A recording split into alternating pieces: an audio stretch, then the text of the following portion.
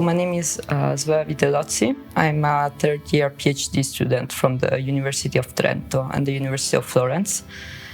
And my thesis focuses mainly on gender issues in low and middle-income countries. And that's the main reason why I'm here in Kenya right now.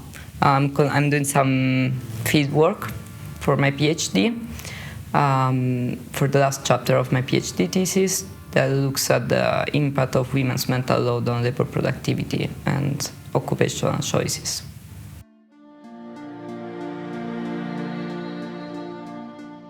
Mental load.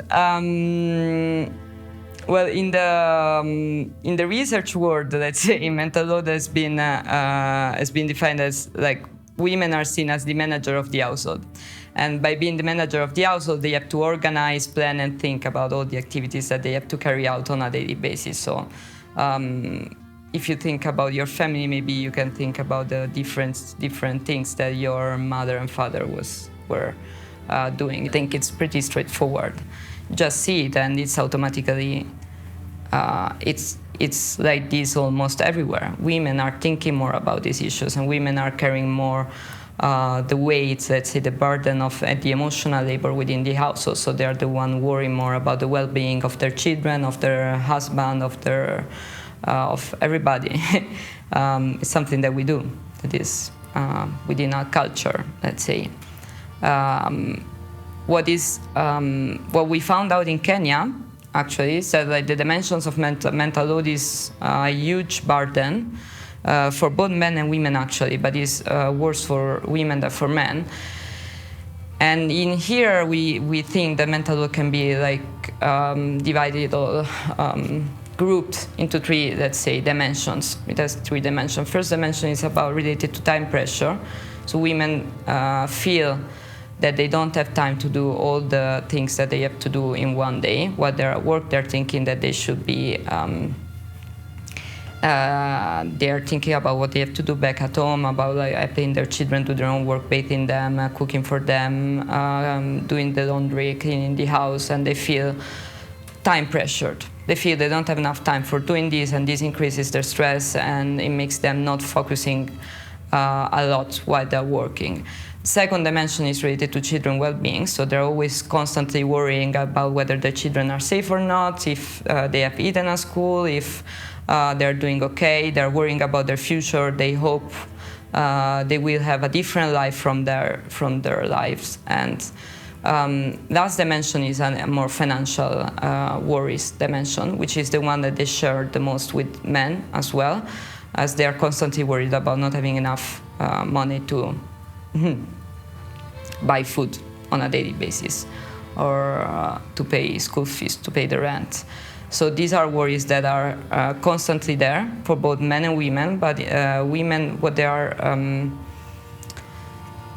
doing more in terms of mental load is that they have to budget also the economic finances of the household on a daily basis. So they have to think with the small amount of money that they have, what food to buy, what they can cook, and how they can split it like in the next coming days, so that they will have enough money to do whatever they need. Kama mama lazima ninafikiria, kwa sababu inanitegemea, kila kitu inanitegemea mimi, kwa sababu hata kama nimetoka nimeenda shambani, lazima ni organize nyumbani, nione kama watoto wangu wamekaa vizuri, au wenye wako wanaenda shule wameenda, wadogo ni wapange, nione kama wako kwa nafasi yenye inastahili, kwa sababu ni wako chini ya miaka 5. Sasa lazima ni wapange, nijue wako katika hali nzuri. Na nikiwa hata kama siko, lazima ninafikiria nikirudi nyumbani nitawapanga aje, ama nitawapata wako namna gani, sababu nikitoka ni wao tu ndio wako. Sasa wananitegemea na ninawategemea. Sasa nikiwa mbali lazima tu niwafikirie. Hata kama siko lazima niwafikirie, kwa sababu lazima niwapange, nione wamekaa vizuri. Kuanzia jana asubuhi nikiamka, nilikuwa tuna shughuli za hapa kwa nyumba yangu, nikashughulika, nikatoka kutafuta. Mimi ni mwanabiashara, nilikuwa natafuta mboga, nakaa naye kwa kibanda. Niliporudi nikajitayarisha tena kwenda ibada mchana. Sasa saa 8 saa 9 nikaingia kwa ibada, Tulitoka huko saa 12, prepare watoto sapa, tukalala. Kwa kwanza niliamuka, niliamuka kama nimeenda papu. Sikuwa nimewacha kitu kwa nyumba. Unaona? Sasa jua akili ndio niko kazi, lakini nafikiria watu wangu kwa nyumba. Lakini sasa vile shughuli iko mingi, nataka nikule chochote niende nikawacheki. Baki shughuli bado inaendelea kuwa mingi. Sasa ile mimi natayarisha chakula huku nao nashughulika na homework. Although inatukula akili kama wamama, lakini inabidi kwa sababu utawachia nani mzigo wako. Jo medeli na customers hapa, tano natakana waende kwa nyumba, saidiane homework, udeli na kazi zote za nyumba. Juu hapo mzee hawezi ingilia. Hakuna Mwenyezi Mungu akiumba mwanamke alimuumba wa kitofauti sana. Mwanamke anaweza akabeba majukumu mengi sana kwa wakati mmoja. Hata mwanamke anaweza nikashughulika na shughuli kama 3 kwa wakati mmoja. Lakini wewe mwanaume hata mambo mawili, hata nikueleze hivi na hivi na hivi, kitu kimoja utasahau ama utashindwa kuzifanya zote kwa wakati mmoja. Lakini mimi naweza ongea na mtoto hapa, nimeshika simu, bado nasonga sima. Na ni mimi mtu mmoja na hizo vitu zote zitaenda sawa. Iko time, si ndio? Iko time inakuwa hivyo. Mambo yanakuwa mbaya sana.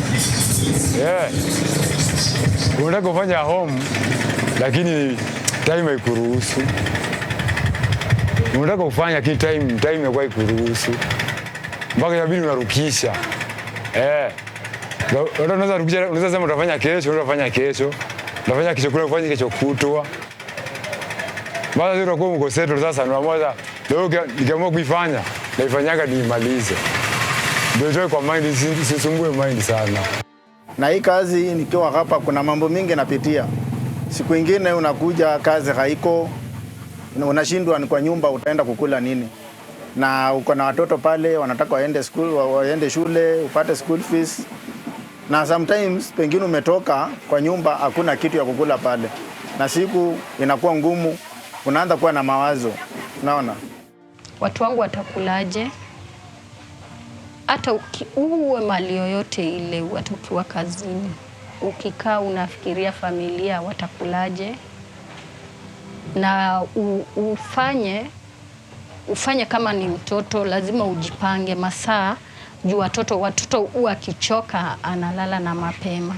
Sasa mpaka ujipange. Saa zingine unaweza fika umechoka kweli kweli.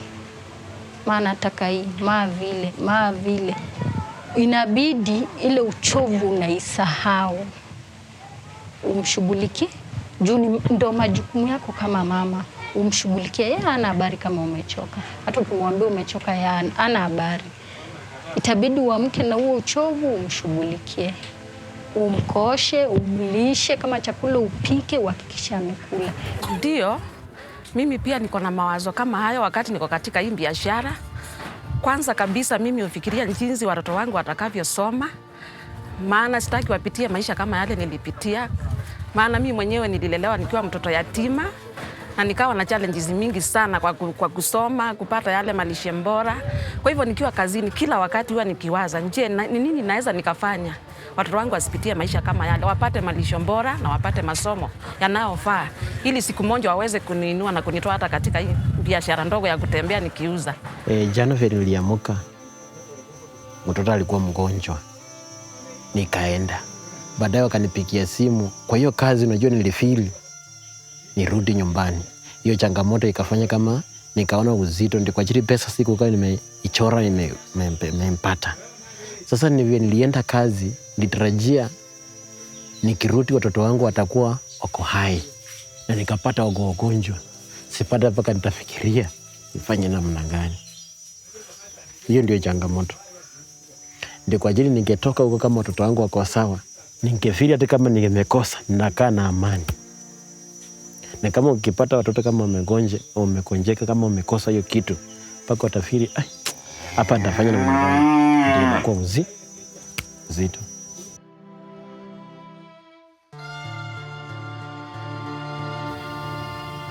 I mean, over the past years, especially in Western countries and Western societies, media have started talking about this phenomenon more and more. And with the outbreak of COVID-19, this load has increased a lot, especially for women, no?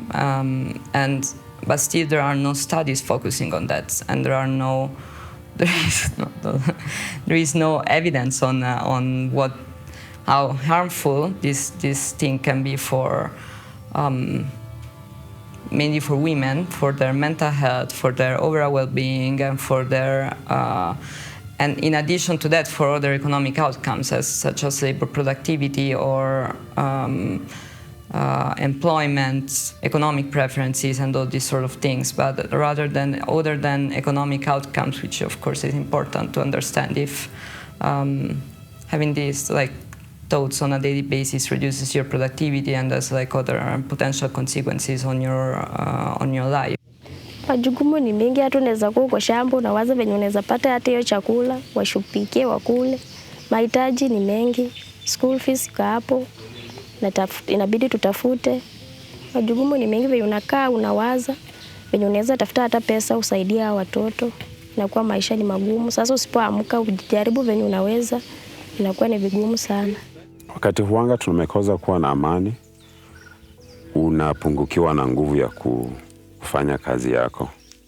Kwa sababu maybe umefukuziwa mtoto kutoka shuleni anahitaji karo, na umetekea masawa ya shamba ya kusaidia ndio uuze umlipie school fees.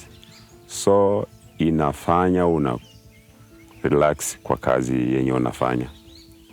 Unapungukiwa kabisa na nguvu za kufanya kwa sababu unaona ni kama mimea ya shambani na kuchelewesha.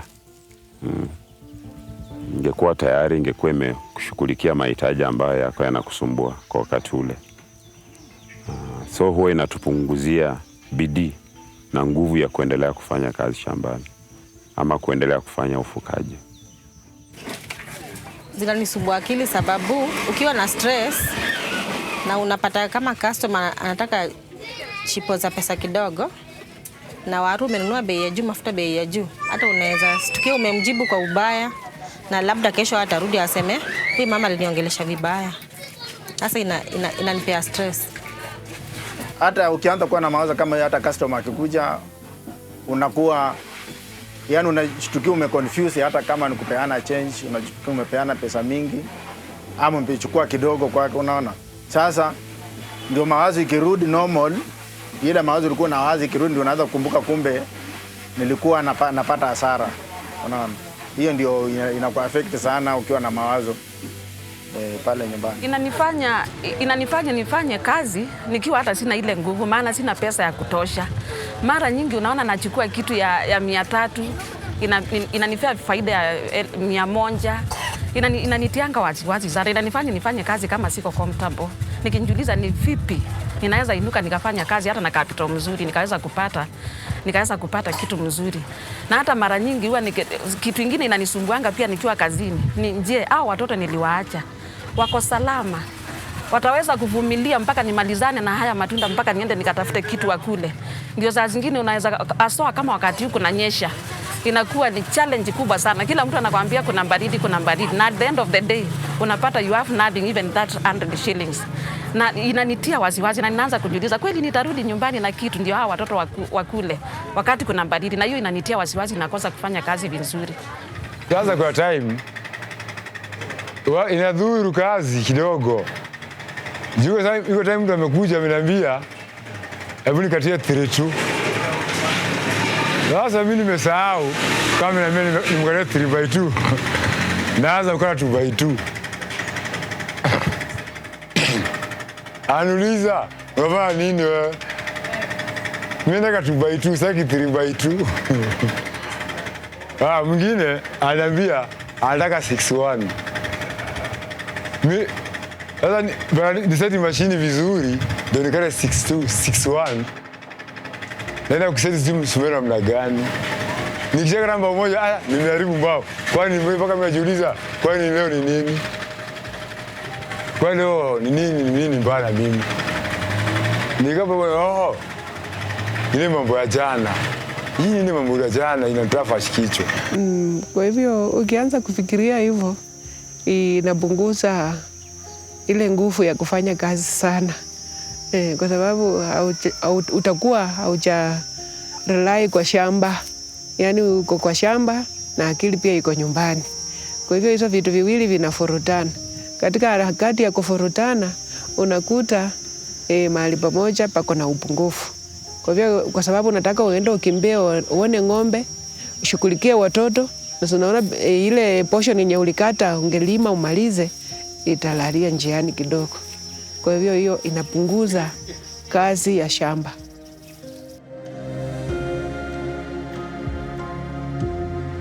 There are a lot of things that have to be investigated. In more general terms, I think it's, I would like to start having people talking more and more about it and increasing awareness, especially among people that are actually suffering that much from this thing and the stress that mental load brings. And like what we found out during our interviews is that actually people are not really aware of what they are feeling and of what they are carrying out. I mean, yes, they know, but they are not, I don't know, it seems like they're not seeing this as a real problem or something. It's just something they have to deal with, and most of them, they think they are the only one, or they are not able to talk about it, and they're not just releasing all the stress and all these things. It would be very important, I think, first to make them understand that they're not the only ones, that there are a lot of people that are feeling the same way, that they can talk about it, that they have to talk about it, and that there's nothing wrong about it. Feeling stressed, feeling anxious, feeling bad, feeling depressed. Some of them, they told us also this. There's nothing wrong about it. Just talk, let's talk about it. Let's open a public debate. Let's know, like, let know people that can actually do something, how they're feeling and what this is, and start doing something on more practical levels that is not just research. It seems they're not used to that. I mean, for any of us, I think it's easy to talk about what you're experiencing and how you're feeling, but here it's like there is a huge stigma on mental health issues more generally. So you can't really talk about if you're feeling stressed or anxious or depressed or just bad. I mean, if you're having a bad day or a bad month or a bad week, it's first thing I think it's they don't really have time to think about these things. So time is a privilege, actually. So a lot of things that these women were saying is that they feel time pressure because they don't have enough time for doing all what they have to do. They don't have time to think about themselves. They don't have time to think about how they're feeling. Nguvu chini ndio kwa ajili sasa unaona somebody uchapata hiyo pesa na vile unawaza sana na unafika mahali mwili na unakuwa na uchovu. Yaani hiyo nguvu, hiyo bidii ulikuwa unaanzia inafika mahali inarudi chini. Sasa kama saa ingine unalala ulali, juu unafanya mahesabu, nikikuja hapa kazini sina material, lazima nitafute material. Sina pesa, lazima nitafute pesa ya kununua hizo bidhaa za kufanya kazi. Mpaka kaza niwe na stress ya kutafuta nitatoa wapi. Unalala ulali, unaamka asubuhi unakuja hapa. At least unapata kitu kadogo, unaenda unanunua material, unaanza. Na ukifanya hivyo, pengine unaweza kuwa hujakunywa chai. Na hata una pesa ya kukula lunch na nuko hapa. Na kwa nyumba si karibu. Unaona? Saa mambo inakuwa mingi na inakuwa inasumbua. Tena unafikiria uko na watu wengine wako nyumbani. Wewe ndio tegemeo, bado wanakuangalia. Saa yote ni simu. Tunataka hii na wewe bado unang'ang'ana upate yako ya watoto na ya kazi yako. Huwa na feel ni kama niko tu peke yangu kwa hii dunia. Sina mtu wa kunisaidia. Ni kama tu uko tu kwa dunia katikati, uko tu peke yako. Sasa watoto wanakutegemea, kila mtu anakutegemea na ni wewe peke yako. Sasa nasikia nikiwa na stress sana kwa kichwa yangu. Mimi naona hiyo mawazo inaniletea hiyo hata hiyo hasira kwa roho yangu. Sometimes una break down kwa sababu unaona already nimeifanya kwa bidii, nimekuwa at least na good hope nitapata kitu nzuri, but still sijapata kitu kizuri. Unarudi kwa Mungu unasema hata Mungu mwenyewe hanioni. Una break down mpaka unasikia ukiwa weak na life. unasikia ukiwa weak. Si kila mara unakuwa strong. Mpaka hata mimi ni ile tunajielewa, kwa sababu mzongo wa mawazo ndio hiyo bado nikifikiria familia nini, kazi ndio iko chini, pesa hakuna. By the way, unaweza jipata umekuwa mwenda wazimu kama ujijui. Kwa hiyo ushauri mimi naona ni kitu ya maana sana. Kwanza kwa wakati huu, kwa sababu sasa maisha iko juu, kila kitu iko juu. Una rent nyumba, una lisha watoto, labda kazi hauna, mwisho wa mwezi imefika ndio shule inaenda kufunguliwa, watoto wanarudi shule, labda una pesa ya kuwarudisha. Hiyo kitu inaweza fanya mtu mpaka awe mwenda wazimu. Tuna mahali unafika unapata kazi imekuwa mingi. Tuseme kama hapa nilikuwa na kazi mingi, hata tuna wakati naweza beba hizi nguo niseme nitaenda kupigia pasi kwa nyumba usiku, ndio nikikuja asubuhi customer wachukue nguo zao. Unapata tena kwa nyumba bado tuna kazi unapata unasumbuliwa sana. Hata labda kichwa inaweza kugonga uende na Panadol umeze. Inakuwa somehow hectic. Kwa sababu ni kazi mingi kwa mtu mmoja. Inabidi udili na watoto, udili na nyumba, udili na kazi ya. Unapata kidogo unakuwa uko tiresome most of the time. Tuna wakati hata mtoto anaweza kuuliza homework na labda unapika, labda unafanya 1-2, unapata tu mwezi msaidia. Unapata kama walimu wamempatia kazi mingi. Sasa tuna wakati niliona mtoto ananiambia mama nisaidie kuandika insha. Ambapo insha ni kitu nitakani nitoke ndani ya mto. Sasa inakuwa ni shida juu natakana tena uangalie maneno yenye utakuja kumwambia. Sasa inatupatianga ugumu fulani, tunakuwa sota ya samani, unapoenda kulala umechoka sana. Watu wanasafa, watu wana struggle. Unapata mtu akiwaza sana kuhusu nyumbani, hata ile kazi haimeki sense. Anachoka nayo anaenda kulewa. Kwa process unapata anaanza kudevelop mental problems, mashida zinakuwa mingi.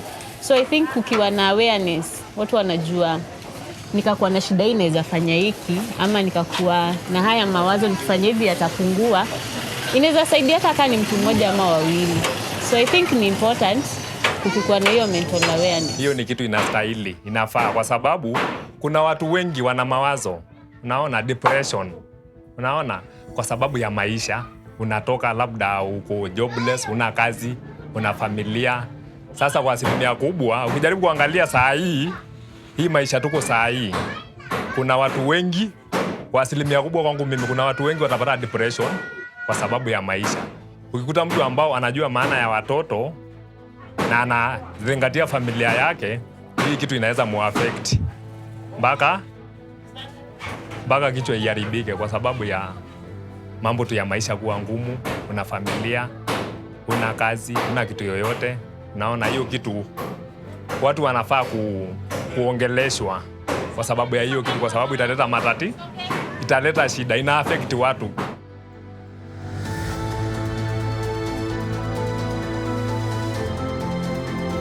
It's just we need to talk about it more. It's a very important dimension of gender inequality that is hidden, and the society is not acknowledging it. And this is something that is happening actually worldwide. I mean, we're talking about it more in France, maybe in Northern Europe, I don't know, probably in the US as well, in Italy. It's a very, I don't know, in Italy we're not talking about it enough. The public debate is very small about it, if we can say it. And in low and middle income countries, the situation is even worse. So nobody knows what this is, nobody talks about it, and the load that women are carrying with them every day is way higher than in other societies where women and individuals in general have access to facilities that can help them release this load, such as childcare facilities, a simple just washing machine as well, or other things that can help you. Just maybe you can things that can help you outsource this domestic work and this load that you carry on daily. In low and middle income countries where people live in worse conditions, this load is enormous. It's like it's huge. Inafaa waongelele sababu ni serious. Inafaa kwa sababu at least mimi niko na hiyo mentality ya maybe huyu friend yangu atakuja tucheke anipe story yake, but kuna yule mtu anakwanga na hizo shida but hataki kushow off. Hataki anyone ajue hako na shida. So hizo vitu zinamkula na ndani but nje mtamuona tu wako sawa but na ndani anakufa polepole. So someone anaweza kufa tu mkionanga tu kama alikuwa anaongea. Juu yeye si mtu open up. Anataka kuonyesha watu ako tu sawa, anadaiwa, maybe amefungiwa nyumba, but hizo vitu ana strain naye ndani juu hataki kuonyeshana. Inafaa kuongelelewa sana juu at least kila mtu get ni kitu normal na kila mtu anaweza go through. Ni vizuri, unajua wakati unao watu wanakaa wakiongea mambo yale inawapata. Know that wakati kile kitu kwa kichwa yangu, unajua mimi ndio najua. Lakini ukikuja tuongee na wewe, unajua nimekitoa. Wakati nimekitoa kinaweza nisaidia because sasa ile jambo limenitoka. Lakini kama sijalinena haiwezi toka. Lakini kinena itaweza toka vizuri. Kuiongea ni kitu ya maana sana. Na kujicontrol wewe mwenyewe na kujikabidhi mambo zako kwa Mungu. Because everything usipojikabidhi kwa Mungu unafanya bure. Muhimu kuongea juu saa zingine hata mtu anaweza anguka hapa peke yake. Juu mafikira inakuwa too much. Unafikiria sana hata unashindwa hata na kufanya hiyo kazi yenye ulikuwa unafanya. Juu hata mwili imeisha nguvu juu ya kufikiria. Ina umuhimu mkubwa sana. Sababu mtu unaweza choka na kazi, uamue wacha nikae. Na kama wewe kama mzazi ukiamua wachana na kazi, watoto wanakutegemea, sasa utapata watoto wamekuwa chokora. Wanakula kwa wenyewe. Wengine hata wamekuwa wezi. Hasa mpaka tukipata hiyo support ya kusaidiwa venye mtu anaweza tuliza mawazo itakuwa vizuri. Ni ya maana sababu hiyo kitu inaweza fanya hata mtu apoteze maisha yake. Tukiwa na wale watu wa kuja kumobilize na kupatia moyo na kuja kurudisha mawazo yako iwe katika ile sehemu unafanya kazi yako, itakuwa mzuri. Na itatusaidia na itafanya maisha yetu ikuwe mzuri. Suluhisho ya hii jambo ni serikali iangalie vile itasaidia wananchi kuwapunguzia hiyo mawazo, kwa sababu hiyo mawazo imechangiwa na maisha kuwa juu.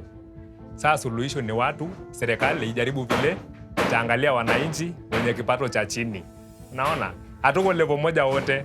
Kuna wenye hawana hii mzongo wa mawazo, wako class, first class, second class, hivyo mpaka chini. Sasa kuna wale watu ambao wako chini kabisa, hawana namna. Hasa hii mtaa. Kwangu mimi nakaaga na naongea na watu. Kuna watu wanalala njaa. Kuna watu wanakulaga mara moja kwa siku huku. Na ni kwa sababu hawana kazi, maisha imekuwa ngumu, hawana kibarua, hawana kitu yoyote. Kwa hiyo saa hii counseling kwa watu, hiyo ni kitu unaona inaweza saidia watu wengi, kuwapatia ushauri, kuwapa moyo, hope, ili wafanye nini, waendelee kuishi, kwa sababu saa hii kusema ukweli kuna matatizo. Mimi naona tu kuwa support kifedha, alafu pia kuwaongelesha kama guidance and counseling. Tungekuwa na facility ya kupeleka watoto, semeka sasa hivi wenye wako nyumbani hivi, tukue kama huku tuko na facility, watoto unajua wakienda pale wako safe. I think inaweza izenio burden ya ako wapi, alienda wapi, sasa ni saa ngapi sijamuona. Utajua obvious, utatoka umwende kwa facility umpeleke wapi, nyumbani. But since hatuna mali tunaweza wapeleka, tunawachanga tuko kwa mtaa, tunapata hiyo inaweza tusaidia one. Na kama tuseme sasa niko capable, naweza kuwa already niko na house girl ama mtu mwingine ambaye ndamwacha kwa mikono mizuri, lakini jua kuna si tunabaki na wasiwasi yetu.